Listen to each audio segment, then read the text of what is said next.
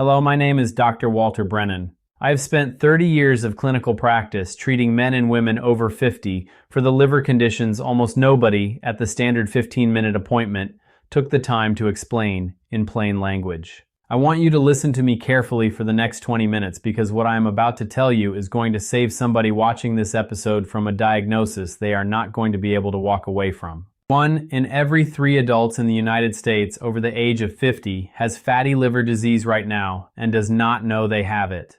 That is not my number. That is the number the American Association for the Study of Liver Diseases has been publishing in its annual screening report for the past decade. 33% of adults over 50 in this country have fatty liver disease, the early stage of a progression that ends in cirrhosis and liver failure, and 90% of them have never been told. The reason 90% of it is undiagnosed is that the liver is the most patient organ in the human body. The liver does not produce pain when it is damaged because the liver itself contains almost no pain receptors. The liver does not produce a warning signal you can feel until the damage is past the point of reversal. What the liver produces instead is a series of 5 quiet body changes that the standard appointment is not designed to catch and the patient is not trained to recognize. By the time the liver produces a symptom that brings the patient into the emergency room, the liver function has already dropped below 30% of normal. At that point, the conversation in the emergency room is no longer about reversal. The conversation is about how to slow the progression toward transplant. I do not want any of you watching this video to ever have that emergency room conversation. So I'm going to walk you through the 5 quiet body changes that almost every patient over 50 has the opportunity to catch 10 or 15 years before that emergency room conversation, and the 90-day protocol I have used in my practice with hundreds of patients to push the liver function back in the direction of normal. Subscribe to this channel and hit the like button right now. We are pushing toward our first 1,000 subscribers, and we cannot get there without you. While you are doing that, I want to tell you the story of a patient I will call Margaret who walked into my office 3 years ago thinking she had a vision problem. Subscribe and like. Let me get into it. Margaret was 64 years old when she came to see me. She was a retired elementary school teacher. She had spent 40 years in the classroom. She had come to see me because the whites of her eyes had been turning slightly yellow over the previous 6 months, and her optometrist had told her it was probably just dry eye and given her artificial tears. Her primary care physician had run a basic metabolic panel 3 months earlier and told her everything looked fine. I sat down with Margaret for 90 minutes. We went through her full medical history. We went through her current medications, which included a daily statin for borderline cholesterol that she had been taking for 9 years, and a daily acetaminophen for chronic knee pain that she had been taking for at least 11 years. We went through her diet, which was a typical American diet of breakfast cereal, sandwich at lunch, and a piece of meat with potatoes for dinner. She drank a single glass of wine with dinner most nights. She had not had a complete liver panel in over 10 years. The blood work came back 4 days later. Margaret's alanine aminotransferase, the ALT enzyme, was 87 units per liter, well above the normal upper bound of 35 for an adult woman of her body composition. Her aspartate aminotransferase, the AST enzyme, was 72. Her gamma-glutamyl transferase, the GGT enzyme, was 114. Her total bilirubin was 1.8, mildly elevated. Her platelet count was 142,000, lower than the normal range of 150,000 to 400,000. Her albumin was 3.2, just below the normal lower bound of 3.5. That panel reads, to a physician who has seen hundreds of liver disease patients, like a textbook presentation of stage 2 non-alcoholic fatty liver disease with early fibrotic change. I sent Margaret for a liver ultrasound and a fibroscan elastography study the following week. The ultrasound showed diffusely increased echogenicity, consistent with hepatic steatosis. The fibroscan showed a stiffness reading of 9.2 kilopascals, which placed her in the F2 range, meaning moderate fibrosis. Margaret's liver was not just fatty. Her liver was already scarring. Margaret had stage 2 fatty liver disease with fibrosis. Margaret had been walking around with this disease for at least 7 or 8 years before she sat down in my office. Margaret had passed annual physicals every single one of those years, and not one physician had ordered the complete liver panel that would have caught it. That is what liver disease looks like in a real patient. Quiet, unsignaled, mistaken for a vision problem, caught only when somebody finally takes the time to look. I am going to walk you through what we did with Margaret across the next 90 days. I am also going to walk you through the 5 quiet body changes that Margaret had been ignoring for years before that office visit, because every single one of those 5 changes had been present in her body and she had not been trained to recognize them. The first quiet sign your liver is failing is a yellow tint in the whites of your eyes that develops slowly over months and is most visible in natural daylight, not under indoor light. I want you to hear me clearly on this. Healthy adult eyes have whites that are pure white with a faint cool blue undertone in natural daylight. If the whites of your eyes are showing a yellow, ivory, or amber undertone in natural daylight, what you are looking at is the early phase of jaundice. Jaundice is the visible deposition of bilirubin in the conjunctival tissues of the eye. Bilirubin is a yellow pigment your body produces when red blood cells break down. The healthy liver clears bilirubin from your bloodstream and excretes it through bile into your digestive tract.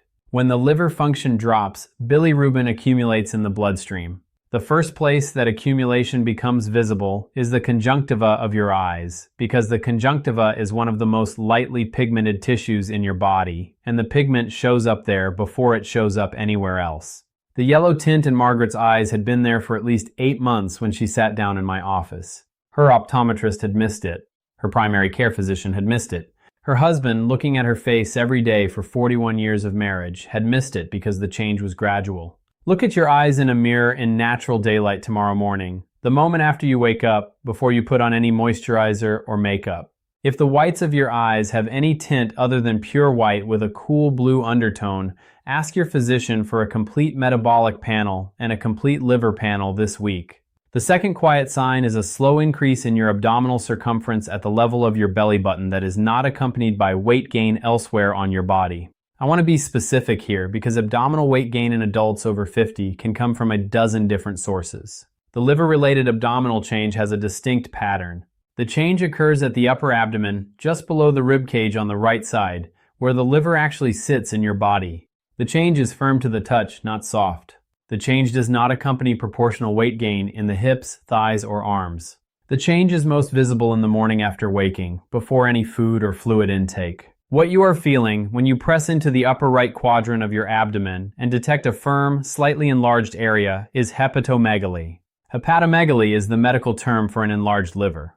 The healthy adult liver weighs approximately 1.5 kilograms and sits primarily under the right rib cage. A liver damaged by fatty infiltration, fibrosis, or chronic inflammation enlarges visibly and can be palpated through the abdominal wall. If you press your fingertips just below your right rib cage at the lower edge of the cage, in a healthy adult, you should not feel the liver. You should feel only the soft abdominal wall. If you can feel a firm, slightly tender mass extending below the rib cage, you are feeling your liver, and your liver is enlarged. Margaret had been seeing her abdominal circumference increase at the upper right for at least 3 years before that office visit. She had attributed it to age and a slowing metabolism. Age and metabolism had nothing to do with it. She was watching her liver enlarge in real time, and nobody had told her how to recognize it. The third quiet sign is a dark brown or tea-colored tint to your urine in the morning that is not explained by dehydration and that does not clear by your second urination of the day. The mechanism is the same bilirubin accumulation I described in the first sign. When the liver cannot clear bilirubin from the bloodstream, the kidneys begin to filter the excess bilirubin out into the urine. The bilirubin in urine produces a distinctive dark brown or tea-colored tint. The tint is most visible in the first urination of the morning when the urine is most concentrated. In a healthy adult, the morning urine is light yellow and clears to pale straw color by the second urination of the day. If your morning urine has been darker than light yellow for more than 2 or 3 weeks, and the color does not clear with adequate hydration during the day, that color is bilirubin. That bilirubin is in your urine because your liver is not clearing it from your blood. Margaret had been seeing dark morning urine for at least 18 months. She had assumed it was dehydration and had started carrying a water bottle. The water bottle did not help because the bilirubin was not coming from low fluid intake. The bilirubin was coming from her liver. The fourth quiet sign is a flat, unrelenting fatigue that is not improved by rest and that is most pronounced in the late morning and early afternoon. This one is the hardest of the 5 to recognize because every adult over 50 carries some level of fatigue. The liver-related fatigue has a specific quality. It is not a sleep deprivation fatigue. It does not improve when you take a long weekend off and sleep 10 hours per night. It is a metabolic fatigue. and it is most pronounced at the time of day your liver is doing its highest workload of glucose regulation, which is the late morning and early afternoon, several hours after breakfast. The mechanism is the buildup of nitrogenous waste products and the inadequate processing of glucose, fatty acids, and amino acids that a damaged liver produces. The liver is the central metabolic organ of the human body. When liver function drops, every other system in the body has to work harder to compensate. The patient experiences this as a flat, unrelenting tired that no amount of coffee, no amount of sleep, and no amount of weekend rest can fix. When I cleared Margaret's metabolic load over the 90-day protocol, her energy returned. Her husband told me at the 4-month follow-up that Margaret had become the woman he remembered from 10 years earlier. The fifth quiet sign is an unusual pattern of bruising on your forearms, your shins, and the backs of your hands that appears without any memory of physical impact, and that takes longer than 2 weeks to fully resolve. The mechanism is the loss of clotting factor production. Your liver produces almost all of the clotting proteins your blood uses to stop bleeding after a vessel injury. When liver function drops, clotting factor production drops with it. The first sign of impaired clotting in adults over 50 is unusual bruising on the extremities. The capillaries in your skin rupture under normal mechanical stress, the impact you do not even consciously notice, and the resulting bruise takes much longer to clear than a healthy bruise should. If you are seeing bruises on your forearms, shins, or hands that you cannot explain, that take more than 2 weeks to fully fade, and that have a yellow-green undertone in the late stage, you are looking at a clotting deficiency. The clotting deficiency is coming from your liver. Margaret had been seeing unusual bruising on her forearms for the previous year. Her primary care physician had told her it was age. It was not age. It was her liver telling her the clotting factor production had dropped. If you have been seeing 2 or 3 of those 5 signs in your body, I want you to take this video seriously. I want you to call your physician this week, not next month.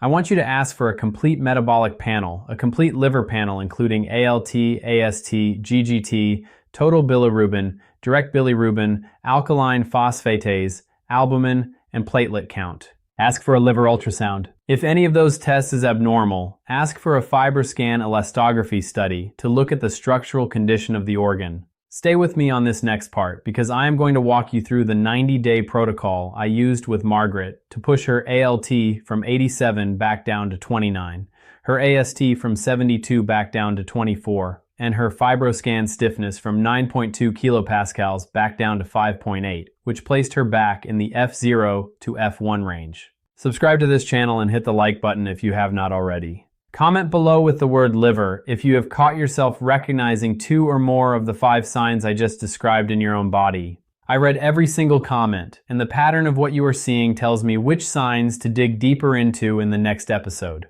The 90-day protocol has 6 elements. Every one of them is something you can begin tomorrow morning. Every one of them is something you can do without a prescription. Every one of them is supported by the published clinical literature on fatty liver disease reversal that I have been tracking across 30 years. Element 1 is the elimination of all daily acetaminophen and the elimination of any non-essential daily medication that is metabolized through the liver. Acetaminophen is the most under-recognized cause of liver damage in American adults over 50. The standard daily dose of acetaminophen is processed by the same liver enzyme system that processes alcohol. When that enzyme system is overworked, the acetaminophen metabolite N, acetyl P-benzoquinone, imine accumulates and produces direct hepatocyte injury. Margaret had been taking 800 milligrams of acetaminophen daily for 11 years. We replaced her acetaminophen with topical capsaicin cream and a structured stretching routine for her knee, and her knee pain was no worse at 60 days than it had been on the daily pill. Element 2 is the immediate elimination of high fructose corn syrup from your diet.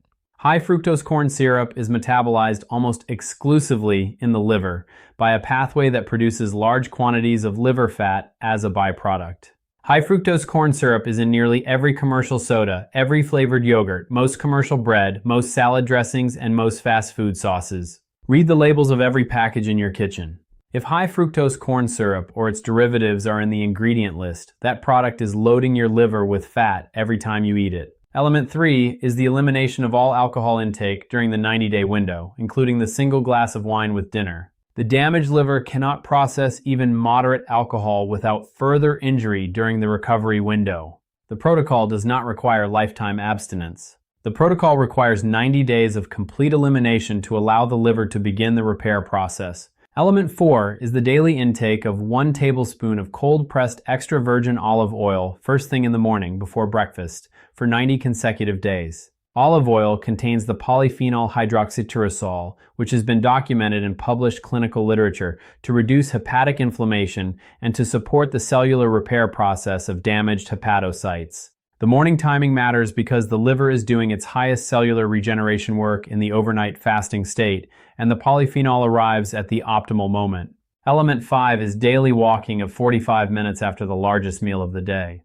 The walking improves the insulin sensitivity of the muscle tissue, which reduces the post-meal blood glucose spike that drives fatty acid deposition into the liver. The walking also stimulates the lymphatic drainage that supports the clearance of metabolic waste products from the abdominal organs. Element 6 is the supplementation of milk thistle extract at 150 milligrams of silymarin twice daily for the full 90 days. Silymarin is the active flavonoid in milk thistle. Silymarin has been documented in over 30 years of published clinical literature to support hepatocyte regeneration, to reduce hepatic inflammation, and to improve liver enzyme readings in patients with fatty liver disease. Margaret took silymarin twice daily for the 90-day window. Her liver enzymes began moving in the right direction inside the first 3 weeks. At the 90-day blood draw, Margaret's ALT had dropped from 87 to 29. Her AST had dropped from 72 to 24. Her GGT had dropped from 114 to 38. Her total bilirubin was 1.1. Her platelet count was 176,000. Her albumin was 3.8. Her FibroScan stiffness was 5.8 kilopascals, back in the F0 to F1 range. Margaret's liver was no longer scarring. Her liver was repairing. That is what a 90-day fatty liver reversal protocol looks like in a real patient over the age of 60. I cannot promise every patient will respond the way Margaret responded.